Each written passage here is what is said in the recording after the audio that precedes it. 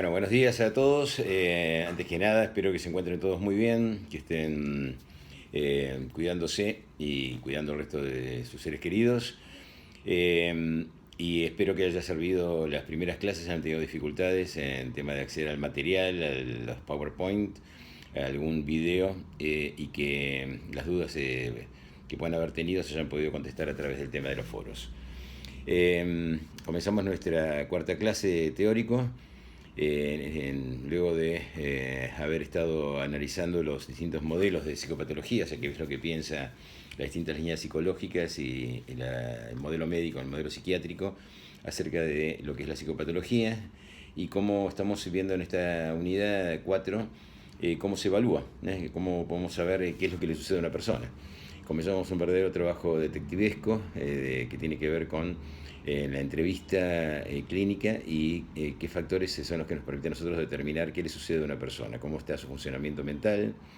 qué sintomatología tiene, cómo se nombran y cuál es la nomenclatura que utilizamos para el tema de determinar los síntomas y pudiendo diferenciar las distintas funciones psíquicas. Y para eso todos van a transformarse en psiquiatras a partir de este momento, ya que vamos a trabajar conmigo el tema de la exploración psiquiátrica a partir del modelo médico. Con Néstor van a haber algunas modalidades de entrevista y principalmente algunos exámenes complementarios que tienen que aplicar los psicólogos para poder determinar funciones específicas, como por ejemplo la inteligencia, la percepción, etcétera, etcétera. Bueno, una primera aclaración. Uno cuando entrevista a una persona la ve funcionando como un todo. Nosotros vamos a hacer de la manera que cuando vemos un espectáculo teatral, vemos un iluminador que va colocando el foco de luz en determinado tipo de personaje. De la misma manera vamos a ir pudiendo determinar ese funcionamiento completo y simultáneo de las distintas áreas psíquicas del individuo. Vamos a ver función por función y nos va a permitir esto ir completándonos un panorama completo de cómo está funcionando esa persona y la armonía entre las distintas funciones psíquicas. Por eso entonces primero tenemos que tener un abordaje a nivel de lo que es un modelo médico que tiene que ver con la exploración del funcionamiento de distintas funciones y en cuanto a eso la aparición de signos o síntomas, dejándonos reservado el tema de signos para aquello que uno pueda observar y en cambio los síntomas aquello que va a estar en el mundo interno del paciente y lo vamos a poder abordar solamente a través del tema de la comprensión del lenguaje, ya sea lo que el paciente relate o lo que el paciente exprese a través de su gestualidad, de su mímica, etcétera, etcétera, pero que él pueda describir los sentimientos que acompañan este tipo de situaciones, no solamente el mero hecho de una fotografía o de una película, sino poder meternos en su mundo interno. Para eso, toda entrevista psicológica y psiquiátrica, como dijimos antes, tiene que tener un determinado marco apropiado.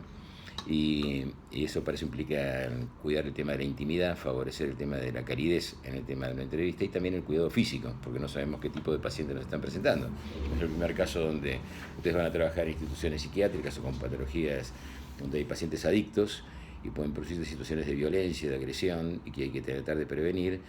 Primero siempre teniendo una entrevista, digamos, en un ambiente donde tengan un lugar de salida, no estén solos o solas y puedan estar acompañados o teniendo recursos para poder ser asistidos en caso que así lo necesiten. Los pacientes que pueden estar dentro de un geriátrico incluso pueden tener una demencia y perder el control de determinado tipo de impulsos. Por más que sean gente mayor, pueden tener situaciones de violencia o de descontrol y tienen que tener siempre gente cercana como para cualquiera de estas situaciones. En otras oportunidades, por supuesto, el tema tiene que ver con la calidez y va a ser una charla muy cercana al tema de lo habitual que ustedes puedan tener con otra persona y la calidez y la posibilidad de que confíen en ustedes les va a permitir recabar mucha más información y poder ayudarlos de una manera mucho más certera. Como les decía antes, en el tema de las funciones psíquicas, en esta clase vamos a ver, digamos, cómo se dividen, digamos, para poder investigar lo que es una función normal, cuál es la función que cumple, y a partir de ahí que conozcan las distintas teorías acerca de estas funciones, y por último, cuáles son las alteraciones, cuantitativas o cualitativas. Cuando decimos cuantitativas es que una función está exagerada en cuanto a más o disminuida en cuanto a menos. o son distintas, aparecen situaciones que no tendría una persona en su sano juicio o en su estado normal, y eso hace que aparezcan alteraciones distintas. Recuerden siempre que el tema de la nomenclatura médica tiene mucho que ver el tema del lenguaje de prefijos griegos o la lengua latina, donde aparece hiper como más o por encima, hipo como menos o poco, o por debajo, eu como algo normal, y dis como algo distinto. Teniendo esos prefijos van a ver que no es tan complicado el tema del manejo del lenguaje, porque en todas las alteraciones de las funciones vamos a ver aquellas que se conservan normalmente, aquellas que están exageradas en más, aquellas que están deterioradas y aquellas que presentan situaciones nuevas que no aparecerían en una persona normal que no tiene un cuadro patológico psicótico, por ejemplo. Las funciones psíquicas las vamos a ver agrupadas primero en los aspectos cognitivos, se dice, los aspectos cognitivos, donde vamos a tener la conciencia, la atención, la orientación autodialopsíquica y la memoria. Y a partir de ahí luego comenzaremos con las alteraciones de la sensopercepción, que tiene que ver no solamente con el tema de los sentidos, sino con la percepción, que es algo mucho más completo, que es la imagen psíquica que acompaña el tema de esta percepción y el reconocimiento de estas imágenes por parte del individuo. Cuando decimos el tema de las funciones cognitivas o cognitivas, nos permiten de entrada poder ubicar si una persona tiene alterada el tema de la conciencia, y esto va a dividir grandes grupos, donde al estar alterada el tema de las funciones cognitivas está alterado el funcionamiento cerebral. Por ejemplo, cuando decimos que una causa de una enfermedad es orgánica, vamos a tener un paciente psicótico que está viendo alucinaciones, pero es muy distinto si eso tiene que ver con que tiene un tumor cerebral, o con que está consumiendo drogas, o que está alcoholizado, con lo cual se altera desde un punto de vista que hay una causa orgánica que es la que produce este tema de esta alteración. Mientras que una persona que tiene la conciencia lúcida está orientado y psíquicamente, esta persona no tiene alterado el tema de las funciones cerebrales, por lo tanto va a tener otro tipo de patología y ya permite ir canalizando el tema de nuestra investigación hacia distintos ámbitos. Luego vamos a ver la sensopercepción, vamos a ver el tema del pensamiento, lenguaje e ideación. Aquí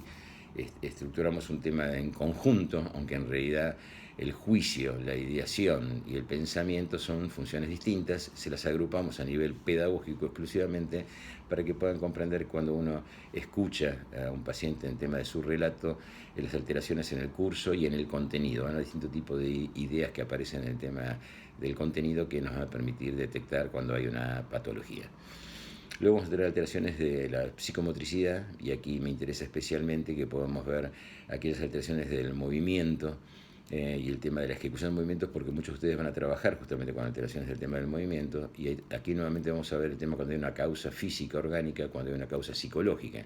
Un ejemplo grande de mucha importancia son las alteraciones que tienen que ver con el grupo catatónico, que tienen que ver con un tipo de motricidad absolutamente distinta, psicótica, que aparece exclusivamente en los pacientes esquizofrénicos con distinto tipo de alteraciones, posturas exageradas, rígidas, alteraciones incluso de que una persona normal no podría estar tanto tiempo en una determinada postura, y sin embargo van a haber personas en un hospital psiquiátrico que se quedan horas con la mano levantada sin tener cansancio, o estando desnudos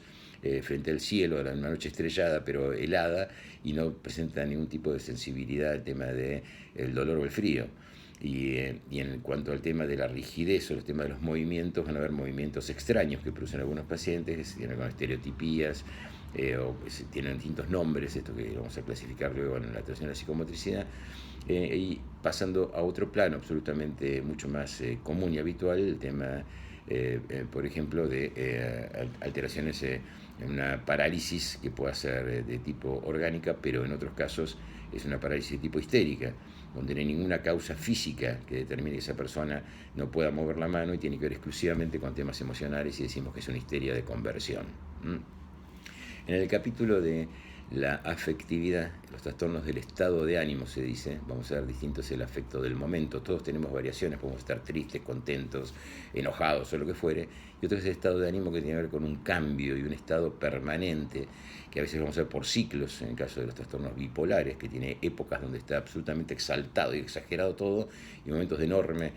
caída del tema del funcionamiento psíquico que acompaña incluso alteraciones de tipo biológicas, que por ejemplo el típico cuadro de las personas que están deprimidas, que no pueden, no es que no quieren, no pueden reactivarse y no tienen hambre, no les interesa el mundo.